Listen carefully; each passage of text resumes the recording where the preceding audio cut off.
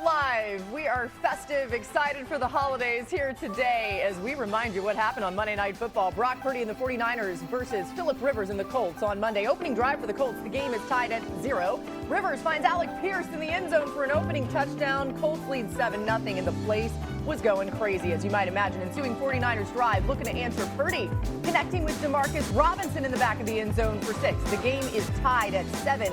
Late first quarter, after all that scoring, same score. 49ers in the red zone, and Purdy hitting an open Christian McCaffrey in the end zone. 49ers leading 14-7 after the first. Next Colts possession, 3rd and goal for Indy. Rivers continues to be in a great rhythm, connecting with Pierce again for the score. The game is tied at 14. The next 49ers drive. 49ers at the Colts 11-yard line. Purdy throwing across the back across his body for the touchdown to George Kittle. 49ers leading 24-17 at the half.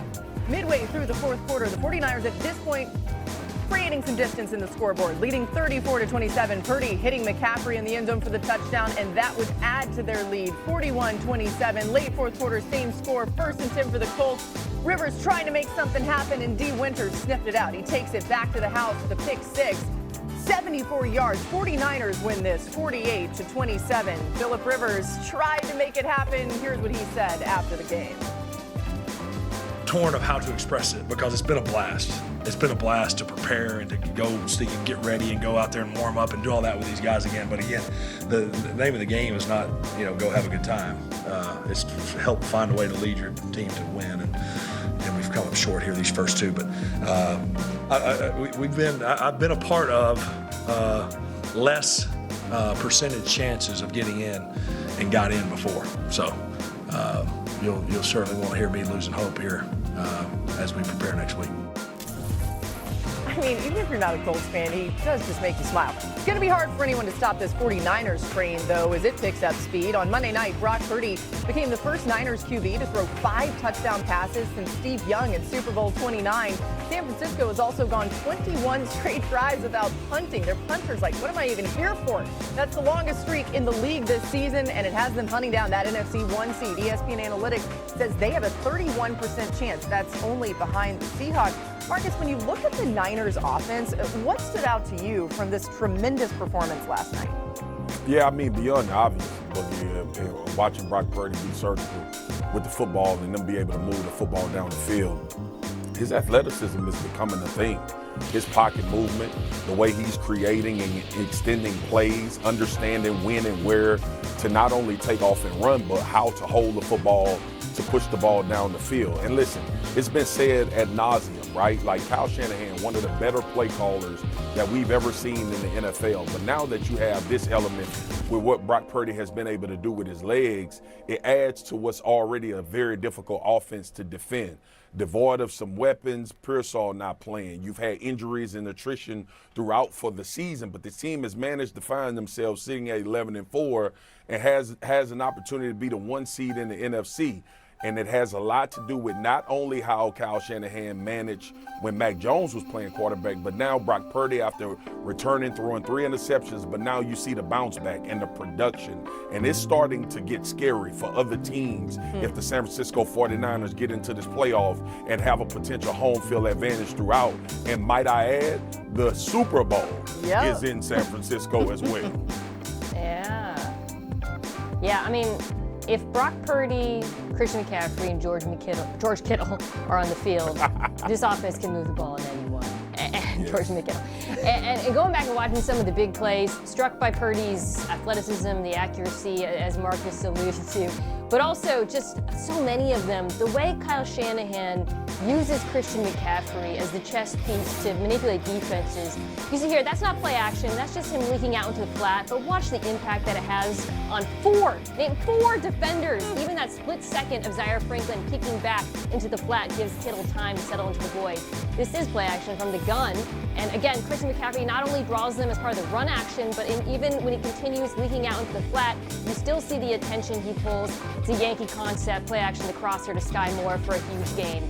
Finally, the motion a fake fullback lead with Juszczyk sells it. The entire defense, of course, follows Christian McCaffrey. So Kittle leaks out wide open, play action boot, huge gain. time and time again, even when they don't run the ball, and they did run the ball decently well in this game, McCaffrey's gravity, the way he impacts defenses when you take a step back, is so remarkable, and it makes this offense so hard to stop when they throw to people other than him.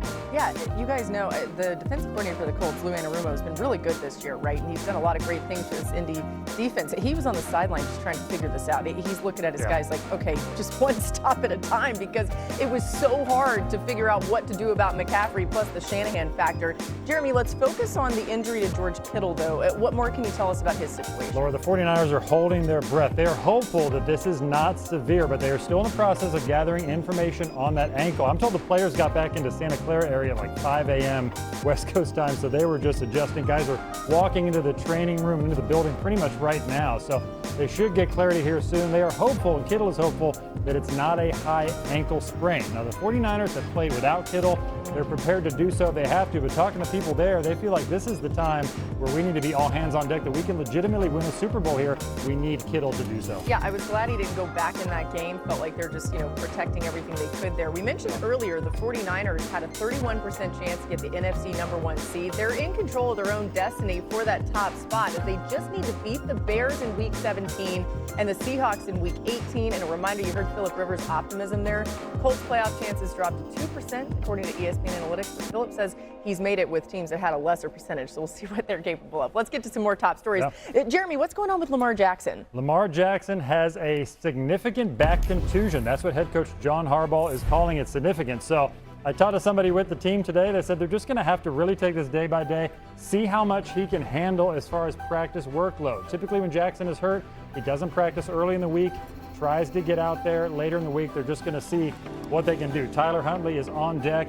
This is a team that is in a fragile state, I would say. Because of the Houston Park, of Derrick Henry, how much are they going to use him? Can he get them to the finish line with slim playoff hopes? You got the Packers quarterbacks. You have two issues. You have Jordan Love in the concussion protocol still, and then you have Malik Willis with a shoulder issue. The head coach, Matt LaFleur, said that both will practice in some capacity coming up here midweek. That's a very good sign for Love. If he can get out there and clear the 5 steps of the protocol, he could be ready to go. Sounds like Willis's issue is not severe, so they didn't sign a quarterback this week. Means they should be good with one of those two to start. And then DK Metcalf has his appeal for his 2-game suspension this afternoon. So we could hear news at some point early this evening as far as whether the NFL will uphold the 2-game suspension or whether they will lessen it. Typically, the league upholds these type of things. Metcalf will make his case. He believes that he's been badgered by this guy. Apparently, it's been on more than one occasion. Yeah. So maybe he can appeal to the league on that. But if not, Steelers have to make do with him for the next 2 weeks. He had made a complaint about this very fan a year ago, and there is some video floating around of the other perspective where you see what the fan was doing to him. Either way, he certainly shouldn't have lost his cool. But thankfully for the Steelers, they have a bit of leeway when it comes to making the playoffs. They can only get in by winning the AFC North, but they're up 2 games on the Ravens, so they only need a win against the Browns this week, or a Ravens loss to the Packers, or a win against the Ravens in Week 18. ESPN Analytics currently gives Pittsburgh a 93% chance. So those things are very likely, at least one combination or two of those happening. Mike Tomlin, though, was asked today about the Metcalf incident. Here's what he said. He did explain to certainly don't condone the behavior, but I support DK. From a football perspective, what do you lose if DK is not available specifically this week? One man's misfortune is another man's opportunity. You can waste a lot of time pining for those that you don't have. As a leader, I think it's my job to work and prepare those that I do have. What was your reaction when you saw that video? I'll keep that to my